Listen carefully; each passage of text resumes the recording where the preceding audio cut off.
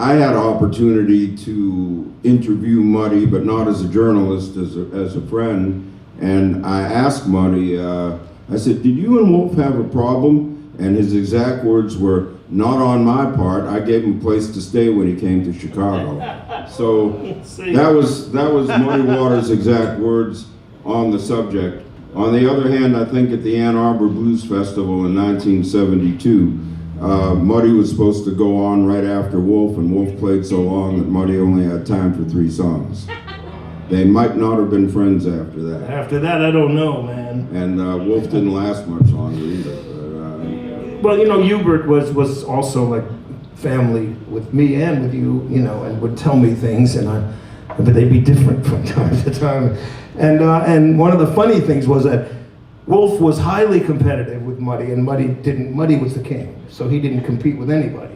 So Wolf sent Hubert and the Myers brothers, I guess it was Dave Myers maybe, and was it Jack and Dave? I don't know. He sent. I wasn't there. Well, he sent them to school to learn how to read music, because Muddy Waters guys couldn't read music, so they were supposed to go learn how to read. They never learned to read music, but it was about, we're going to be better than Muddy's band. So the competitiveness was on Wolf's part, even though they're 2 entirely different things. You know.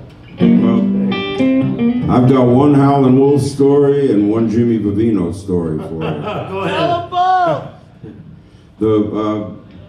The Wolf story is that when the very first House of Blues opened in, I just came from up there, Harvard Square, in Cambridge, Massachusetts.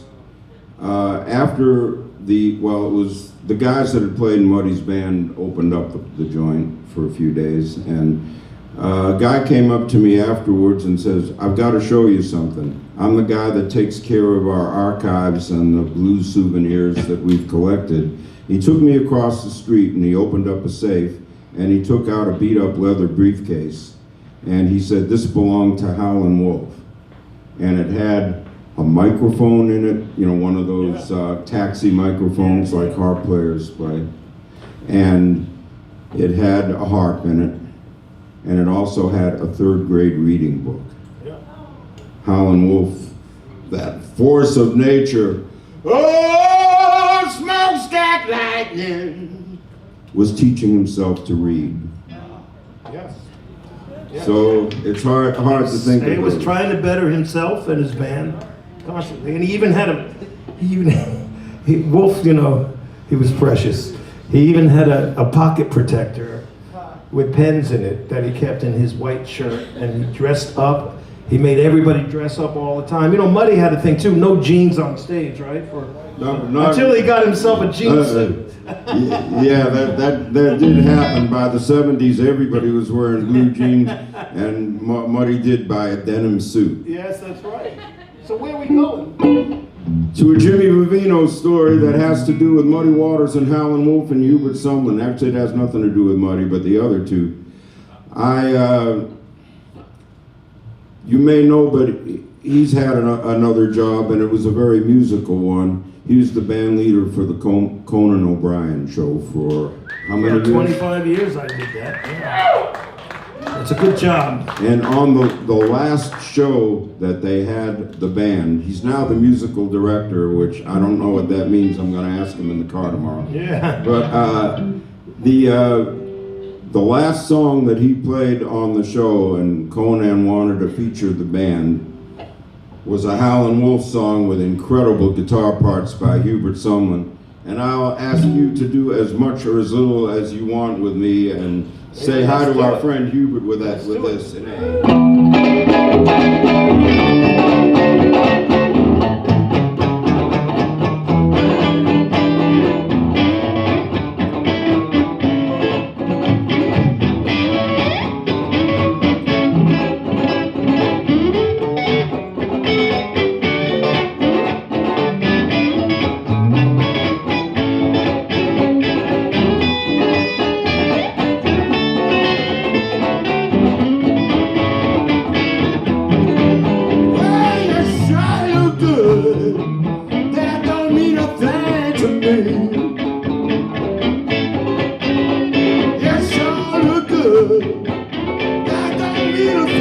to me. I got a hip shaking mama, straight just like a willow tree. What you got?